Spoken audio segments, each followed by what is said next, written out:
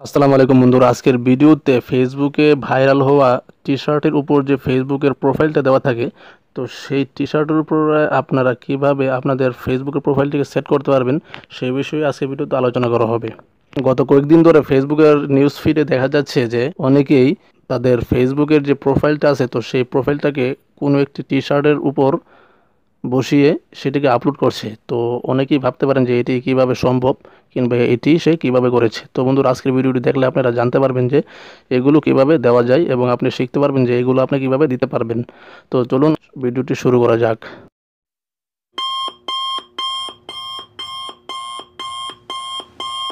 টি-শার্টের উপর যদি আপনার ফেসবুকের প্রোফাইলটিকে বসাতে চান, তাহলে আপনাকে প্রথমে চলে যেতে হবে আপনার যে ফেসবুক আছে, তো সেই ফেসবুকের প্রোফাইলে অপশনে। তো আপনি সেই ফেসবুকের প্রোফাইল অপশনে গিয়ে আপনি ফেসবুকের প্রোফাইলটাকে একটা স্ক্রিনশট নেবেন এবং সেটাকে আপনি রেখে দিবেন।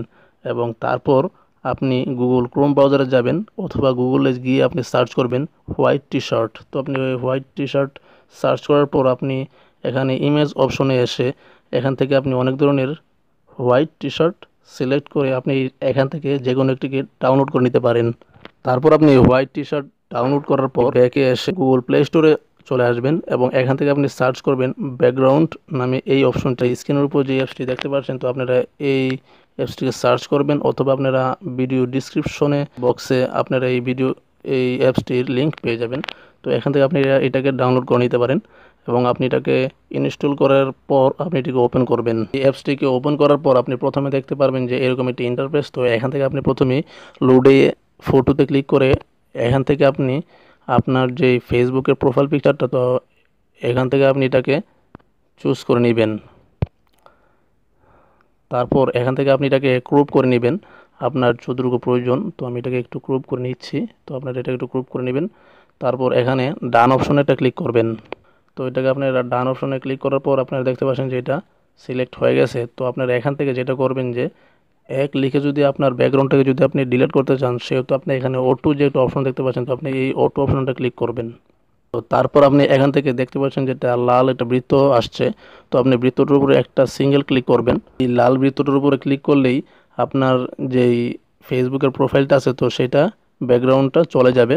শুধু যে লেখাগুলো আছে, তো সেই লেখাগুলো এখানে রয়ে যাবে। দেখতে পাচ্ছেন, তো এটা হয়ে গেল। এখানে ডানে ক্লিক করবেন এটাকে সেভ করার জন্য। তো আমি এখন এটাকে ডানে ক্লিক করলাম এবং দেখতে পাচ্ছেন যে এখানে আরও অনেকগুলো স্মুথ চলে আসছে। তো এখান থেকে আপনি 1 2 3 4 5, তো আপনি এখান থেকে যে কোনো একটা সিলেক্ট করে দিতে পারেন অথবা আপনি এখানে বিজি কালার্সে ক্লিক করে আপনি এটাকে কালারটা চেঞ্জ করতে পারেন। তো আমার কাছে এটা অনেক ভালো মনে হলো, তাই আমি বিজি কালারফুল থেকে আমি এই অপশনটাকে রাখলাম এবং আমি এখান থেকে এটাকে সেভ করে দিলাম। তারপর এই ইমেজটি আপনার গ্যালারিতে সেভ হয়ে যাবে। তারপর আপনি এখান থেকে ফিনিশে ক্লিক করে দিবেন। তারপর আপনি চলে আসবেন। তো এখন আপনাকে যেটি করতে হবে, আপনার মোবাইলে যদি কোনো ফটো এডিটর অ্যাপস থাকে, তো আপনি সেটিকে ওপেন করতে পারেন অথবা আমি এখন কাইনমাস্টারটিকে ওপেন করব। তো আপনারা চাইলে কাইনমাস্টারটিকে ওপেন করতে পারেন। কাইনমাস্টারটিকে ওপেন করার পরে এখান থেকে আপনি প্লাস আইকনে ক্লিক করে নতুন একটা রেটু সিলেক্ট করে নেবেন এবং এখান থেকে আমি 1:1টাকে নিলাম। যেহেতু আমি এটাকে ফেসবুকে আপলোড করব, সেহেতু আমি 1:1টা নিলে একটু বেটার হবে। তো তারপর আপনি এখান থেকে একটা ব্যাকগ্রাউন্ড সিলেক্ট করতে হবে, সেই জন্য আমি এখন মিডিয়া অপশনে ক্লিক করলাম। তো আপনি এখানে যে ব্যাকগ্রাউন্ডটা দিবেন সেটা হলো আপনি গুগল ক্রোম ব্রাউজার থেকে যেই হোয়াইট টি-শার্টের পিকচারটাকে ডাউনলোড করেছিলেন, তো সেই পিকচারটাকে আপনি এখানে ব্যাকগ্রাউন্ড হিসাবে সিলেক্ট করে দিবেন। তারপর আপনি এখানে টিকমার্ক অপশনে ক্লিক করে দিবেন এবং আপনি এখান থেকে এটাকে একটু ক্রপ আউট করে দিন এভাবে। তো এভাবে এটা হয়ে যাওয়ার পর এখান থেকে এখন যেটা করবেন সেটা হলো আপনি এখন লেয়ার অপশনে ক্লিক করবেন এবং এখান থেকে আপনি মিডিয়া অপশনটা ক্লিক করবেন। তো আপনি মিডিয়া অপশনে ক্লিক করার পর আপনি একটু আগে ব্যাকগ্রাউন্ড ইরেজার থেকে আপনি যেটাকে ব্যাকগ্রাউন্ড আউট করেছিলেন আপনার প্রোফাইল পিকচারটি, সেটাকে এখন আপনি এখান থেকে সিলেক্ট করে দিন। তো সিলেক্ট করে দেওয়ার পর আপনি দেখতে পাচ্ছেন যে এটা এখানে সিলেক্ট হয়ে গেল। তবে এখন আপনি এখান থেকে আপনার ইচ্ছে মতো আপনি এটাকে একটু ক্রপ করে নিতে পারেন। তো আমি এখন এটাকে একটু ক্রপ করে নিচ্ছি। তো আপনারা দেখতে পাচ্ছেন যে এটাকে এখন আমি ক্রপ করছি। তো এটার পরিমাণ মতো সব কিছু ওকে হয়ে যাওয়ার পর এটাকে আপনারা এখান থেকে ভালো করে একটু কাস্টমাইজ করে নেবেন। আপনার সব ধরনের কাস্টমাইজ যদি হয়ে যায়, তাহলে আপনি আপনার এই ব্যাকগ্রাউন্ডের উপর একটা ক্লিক করবেন এবং ব্যাকগ্রাউন্ডের উপর ক্লিক করার পর আপনি এখানে দেখতে পাচ্ছেন যে একটা ক্যাপচার নামে একটা অপশন আসছে। তো আপনি এই ক্যাপচার অপশনটা ক্লিক করবেন। তো এখান থেকে আপনি প্রথমে যে অপশনটা আছে capture and save frame at place, তো আপনি এখানে ক্লিক করলে আপনার মেমোরিতে এটা সেভ হয়ে যাবে। তো আপনি এটাকে দেখতে পাচ্ছেন যে প্লিজ ওয়েট ক্যাপচারিং, তো এখন এটা আপনার মেমোরিতে সেভ হয়ে গেছে।